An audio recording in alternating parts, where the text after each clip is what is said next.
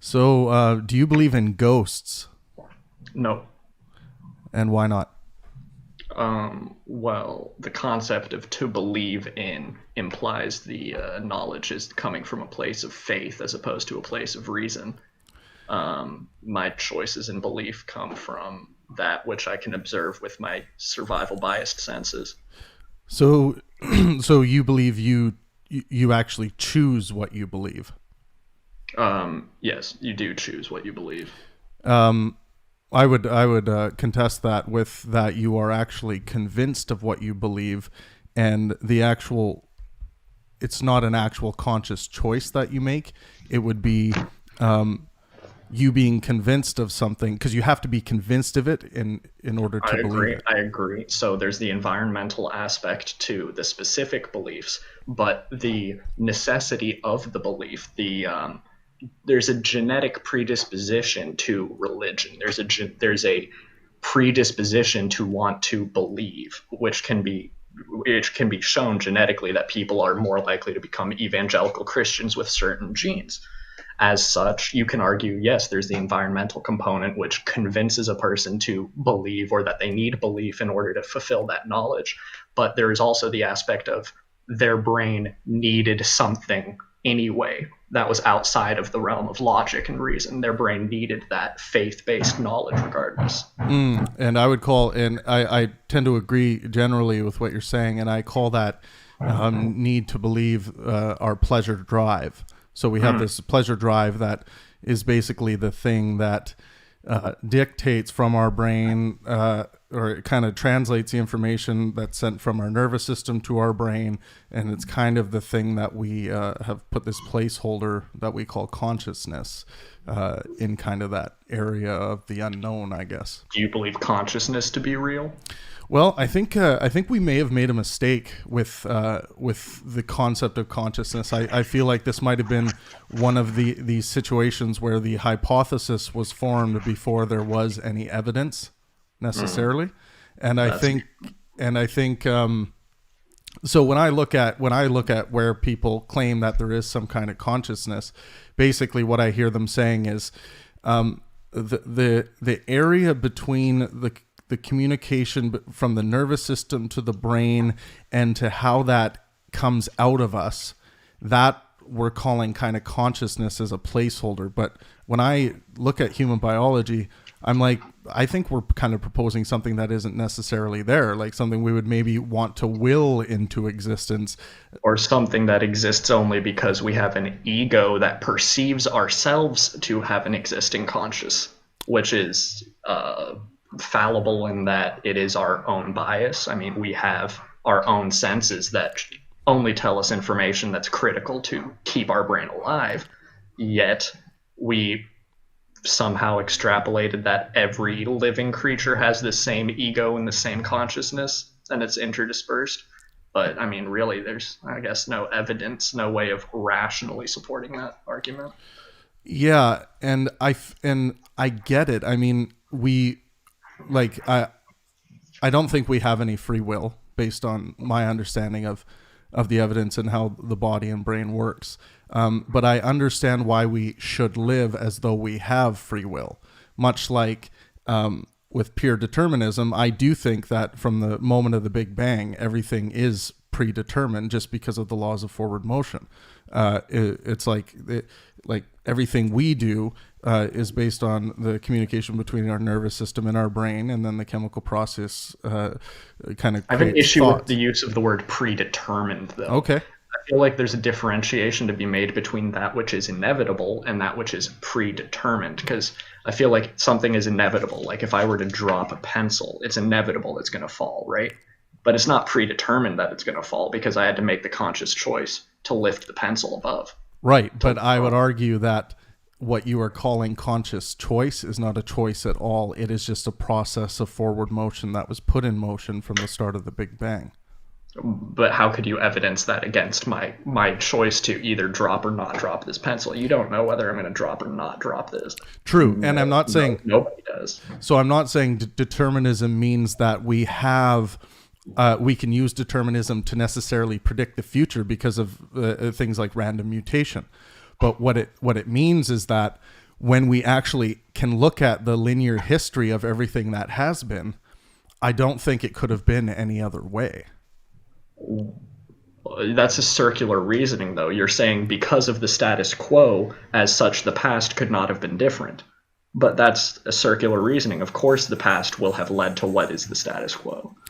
Right, but all the only claim I'm making is that when I say predetermined, I'm saying that when the Big Bang happened and so's puppy died 2 years ago, because of the velocity of the Big Bang, it necessarily led everything, including the billions of years of evolution, it led everything to that moment of that puppy dying, and it couldn't have been any other way because everything's just operating on the processes that physics allows it to operate in.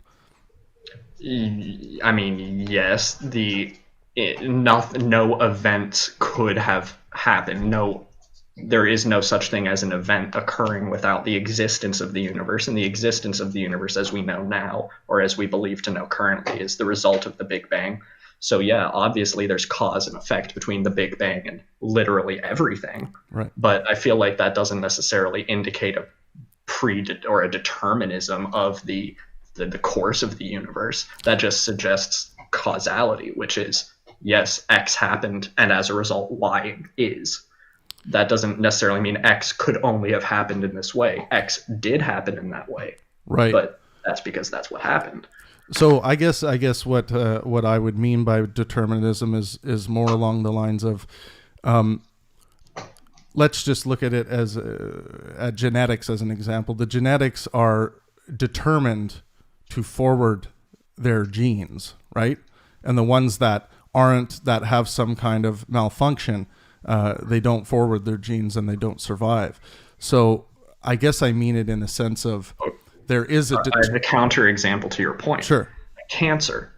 A cancer is a cell which has had a series of mutations that affect two key areas, one of them being self-replication, the cancer grows uncontrollably, and the other being self-destruction. The cancer is unable to recognize itself as dangerous and doesn't kill itself.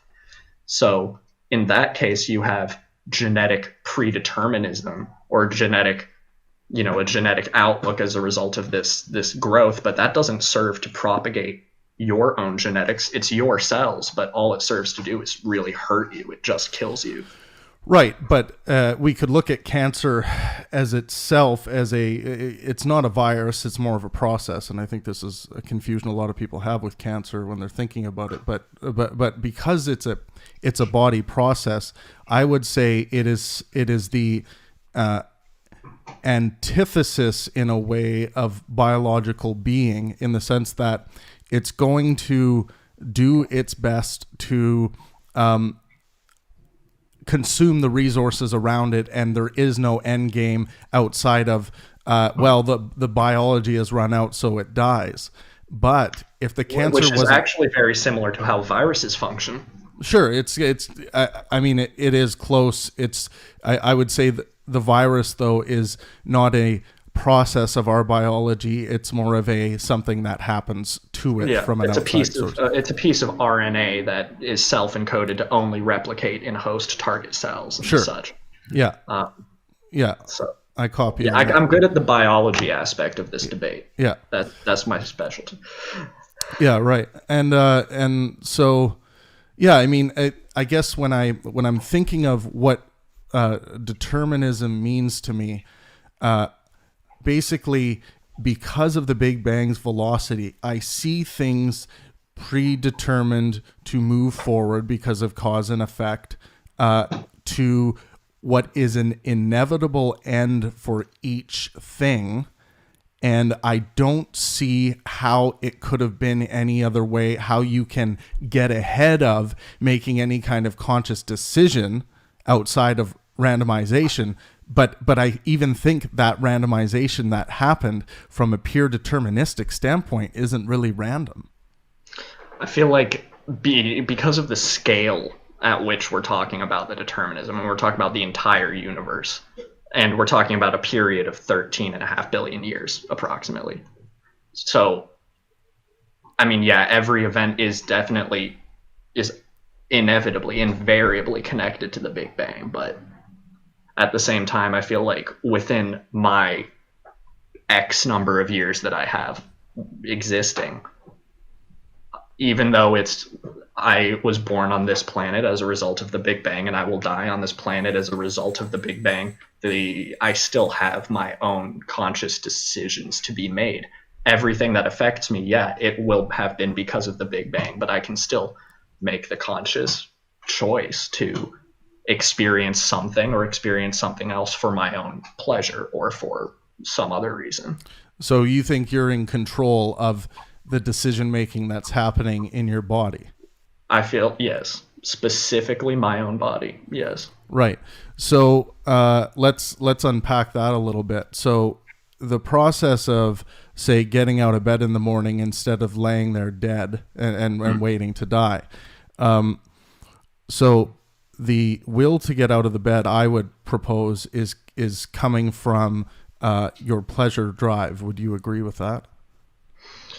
I would argue that, or I would agree, yes, but I would also can state that it's entirely reasonable to stay. Some people do just stay in bed. They have let's say if you're someone with depression and your pleasure drive is dysfunctional to a certain extent, you're not producing serotonin and dopamine the same way as, you would expect. You could just lie in bed all day. And it's not necessarily because you're like, well, I'm not going to get any pleasure if I get up anyway. It's like you just have this, I don't know, debilitating medical condition that almost makes you seem like you're forced in bed, even though perhaps you could physically, you're fully able to stand up and the such. You have other things going on in your mind that make you decide, or that make you feel like the only decision you have is to not get up, or vice versa. Let's say that I have work at 6 a.m. and it's 5 a.m. and I'm already going to be late and I'm still in bed. I have that drive. It's not because I want to go to work. It's, well, I don't want to get fired, or I want to finish this project, or. Right. But I still think all of that relates to pleasure, and it's part of the pleasure calculation, because for the work example, say you have this thought in your mind that you do not want to go to work because, say, you feel exhausted. But I believe it's your pleasure drive that inevitably gets you out of bed and makes you go to work, because the amount of pleasure derived from what you're going to get out of work, including whatever resources or whatever, or making more resources for yourself, that amount of pleasure for whatever you're going to do with those resources, that pleasure drive has overcome the ones of depression that would keep you in bed. And with depression, once the epitome of pleasure starts looking like death, in that I believe that when people get into a deep depression that drives them to commit suicide, not that everyone's at that level, but once it eventually gets to that point, I think the epitome of pleasure for them becomes death, and I think that's why they commit suicide. I feel like, in as far as the drive and the seeking of pleasure is like a primary drive in a lot of people's life, I feel like you also have to acknowledge avoidance as another factor, avoiding that which is unpleasurable and, avoiding that which is, I don't know, dangerous and the such.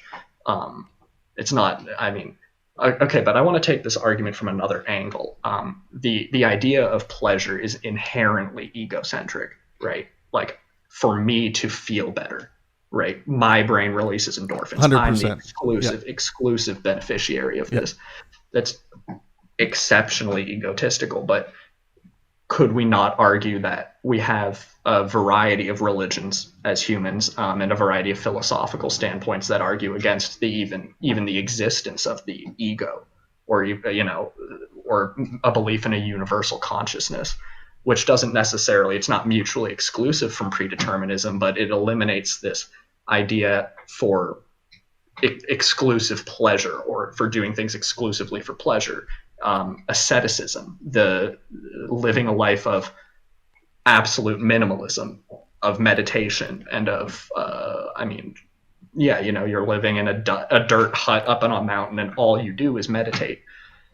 the idea of meditation isn't that I find this pleasurable. It's a transcendence beyond that which is perceived by our senses, and thus transcends that which we could experience as pleasure, because it's beyond the ego. Well, I would say that if we're talking ego, I think even the meditative state lifestyle is, in fact, that becomes the epitome of pleasure to us, and that's why we do it.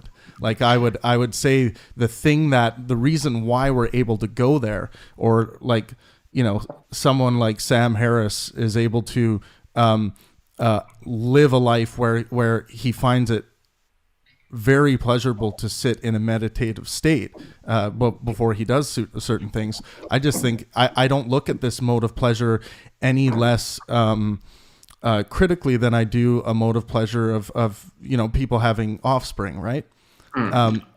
Do you feel like then maybe it's just that we are scientifically not yet developed enough to be able to accurately measure in the brain, well, what precisely is going on when someone experiences pleasure in this way versus meditation, or experiences pleasure like this? I mean, we don't know the difference. All we know right now is, well, there's some dopamine here, there's some serotonin here, there's some endorphins, but like, right, it's all mixed in.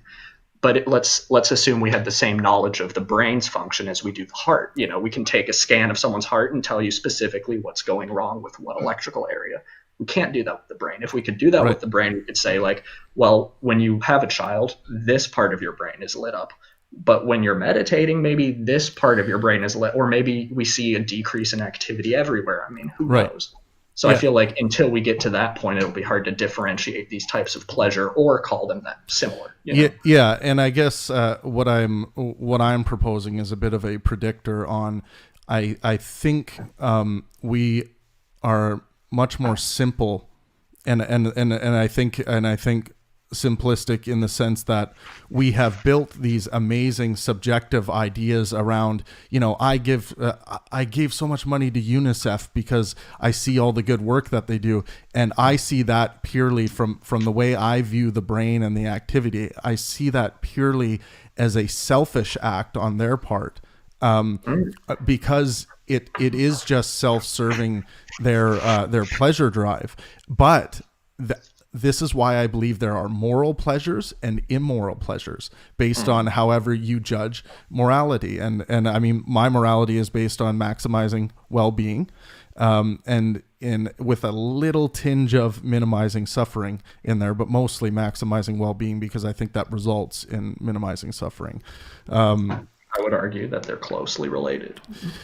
Yeah, they're closely related, but I think it's a much more beneficial action to a pleasure-driven being to look to achieve something positive, as opposed to eliminating something. Yeah, I agree. Also, there's the subjective nature of that which is pleasurable and that which is moral. I mean, let's take female genital mutilation in East Africa, for example. As if I were a tribal chief in Tanzania, I'd probably be like, this is morally right. Exactly. But literally everyone else is kind of like, hey, but don't do that. Yeah. Well, actually, let's talk about that. You said, do you have an expertise in biology? Is that your area? I mean, expertise is I'm a medic. Okay. Cool. So I am an advocate, and I'm very strong on the issue of male genital mutilation. And I think the West is something circumcision. Yeah, and I think this is something the West. I think this is something our future generations are going to just shake our heads and look at us and say, these guys had technology, and they're still in this barbaric act, even in this first claim, quote unquote first world country, and they still have this poisonous idea of hacking at the genitals of little baby boys when they're born. Okay, we do that. At the same time, 35% of the country in which I live strongly believes and genuinely believes that every Sunday they go and eat the flesh of a 2,500-year-old man. Yep. It's like, I know it's very strong. It's a very strong factor in people's lives. And I mean, circumcision is, albeit unnecessary, and it carries inherent risks in the operation, especially when unlicensed non-medical professionals are doing them. Yes. But I feel like there are bigger, more pressing issues. If a Jewish or Muslim guy wants to get his kid circumcised, okay, I'm like, there's a 0.1% chance that we accidentally cut off the head of your kid's dick, right? Or some percent chance that we accidentally mutilate, permanently disfigure your child's penis dysfunctionally. Yeah. If it goes well, they'll have an easier time being hygienic, but they'll derive less pleasure from sex. I mean, it's a kind of an L, slight pros, slight. But I feel like there are more pressing issues going on in the world: environmental destruction and degradation, animals going extinct, ocean acidification. I mean, turmoil and discord being sowed internationally by a variety of governments around the world, causing immigration crises in Europe and in the United States. There's, I mean, a lot going on. Yeah. Yeah, and to speak a little bit more on the circumcision issue, I think of it as maybe more of a pressing issue as you do, because just from it's the antithesis of what my worldview is. When we're trying to maximize people's well-being, and especially when we entrust parents and medical professionals to deal with our offspring and infants who can't really speak for themselves, can't consent to medical procedures. Exactly, and to act ethically, especially when it comes to removing parts of their body that can never be grown back, or it's some people. Yeah, some people will make the argument of, well, babies get their ears pierced all the time, but the ears can close up. That's it's different. It's much different. But I think this is an issue I spend a lot of time on when I ever have a chance to speak with potential future mothers about this.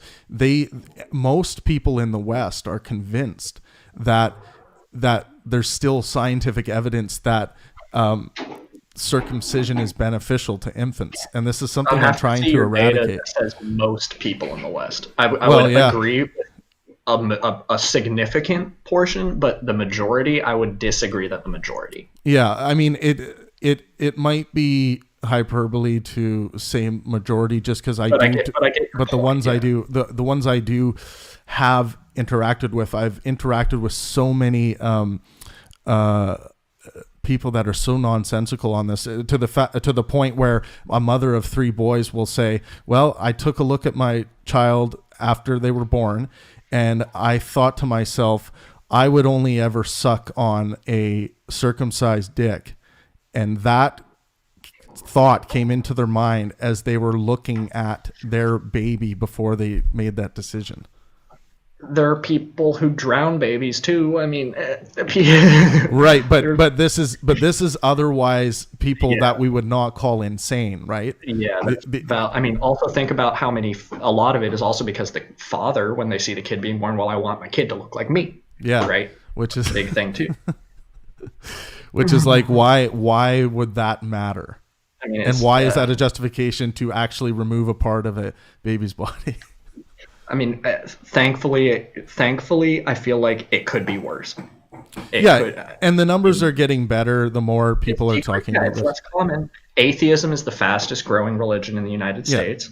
And I'm not saying atheism is good, but what I will constate is that atheism has much less of an anti-science, an anti-technology standpoint, except for, you get like some people like anti-vaxxers who are usually atheist, usually super progressive, they claim to be, but a lot of people misunderstand atheism. I mean atheism is just a position in response to a God claim about a God's existence, and saying I just don't believe your claim.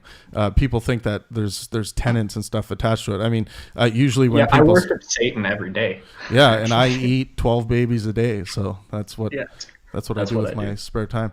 So it's like I think people get that wrong, and they think that if they identify as an atheist, that automatically everything they say out of their mouth that comes out of their mouth is going to be #woke, or it's going to be like scientific, when really there's so many ignorant atheists on science and reason out there that I try to help educate, because a lot of them are part of my community. So yeah. yeah. And so I got to ask you a little bit. What do you think about what's going on? Is Trump going to win a second term here? Well, as far as my understanding is, if there is a significant foreign involvement in our election, Trump could get 15% of the popular vote and still win. Who knows? I mean, I don't know the extent to which Russia and Israel and Saudi Arabia and every other country that has an interest in weakening the United States, I don't know how influential they are in the elections. My hope is that Trump does not get reelected, as he's proven himself to be incompetent, and he's all basically admitted guilt on a variety of illegal charges. He's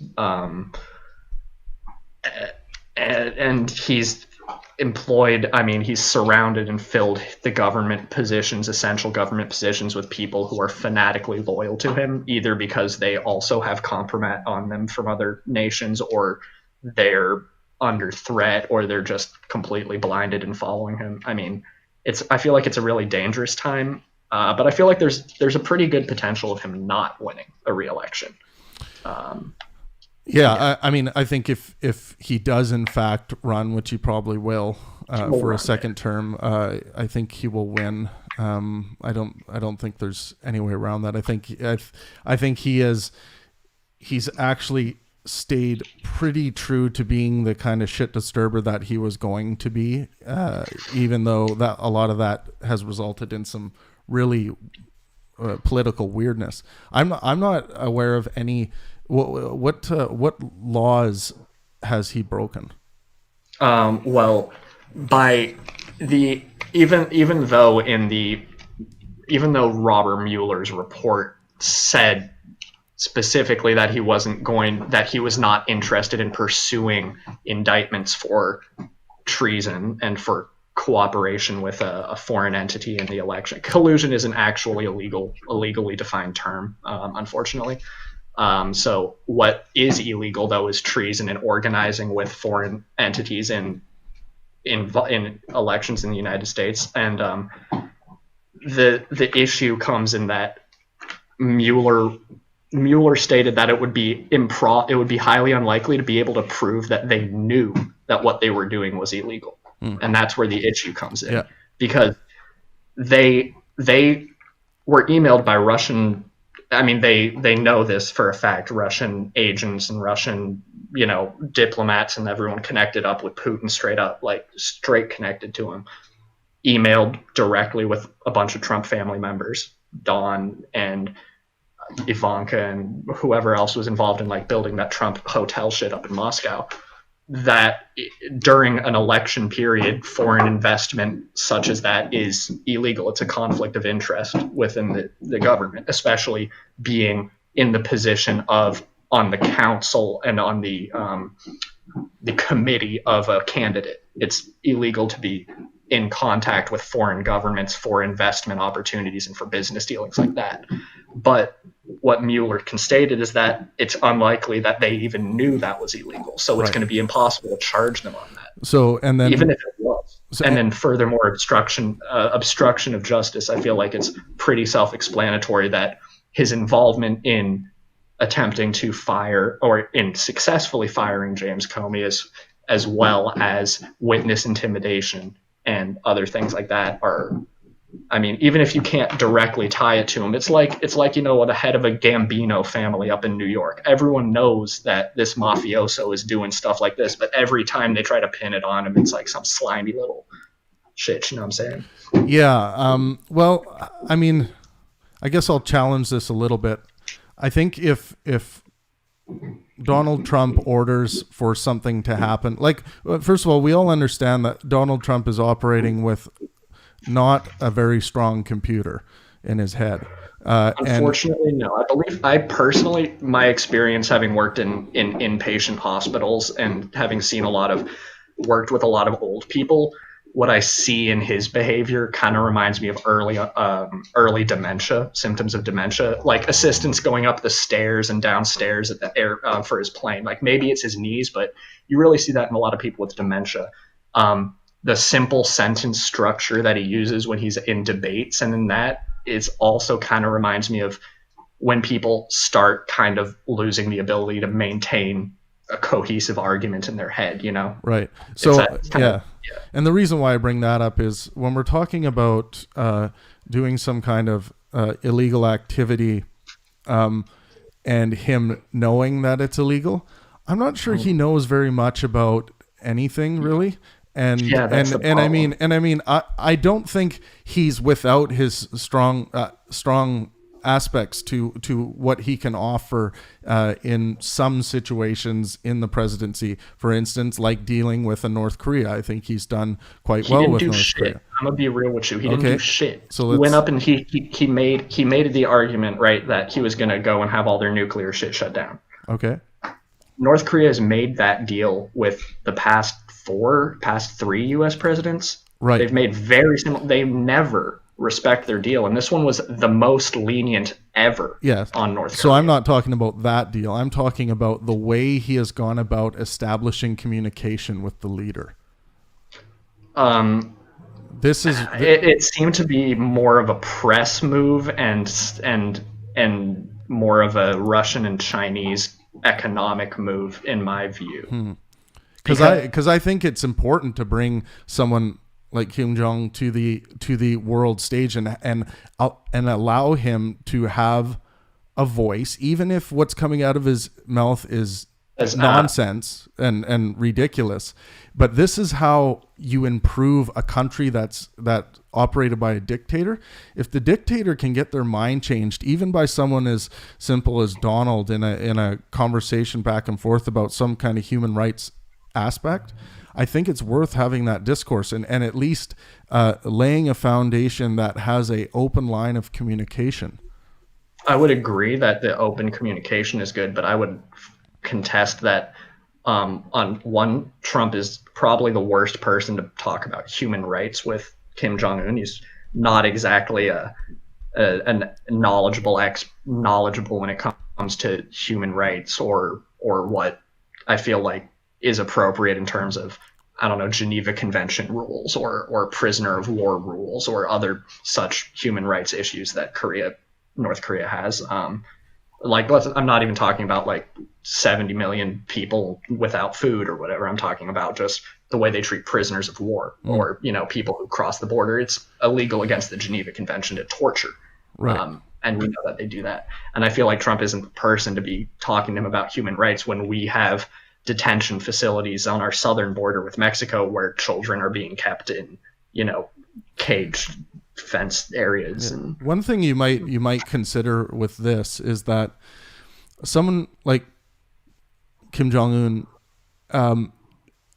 don't you think there might be more success by someone like Trump because Trump tends to, because he comes from a business background and from a negotiator background, and I'm just saying that with a grain of salt, and to say that he probably what I think Donald Trump's strongest abilities is in negotiating. And even if that means negotiating an audience, negotiating how people are communicating with each other in one-on-one negotiation. And what I see is that that Donald Trump is able to be buddy without any feelings of doing something immoral when he's sitting down with maybe one of the most immoral characters on this planet. And I think that might work in the favor of the rest of the world, having someone be on that level with him.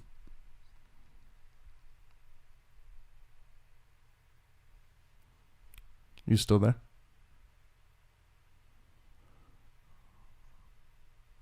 Did I lose you?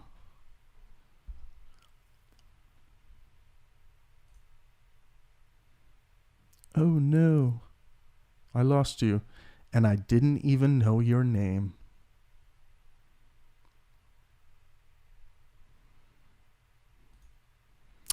All right. Well, that ends random chat number 2. Thanks for tuning in.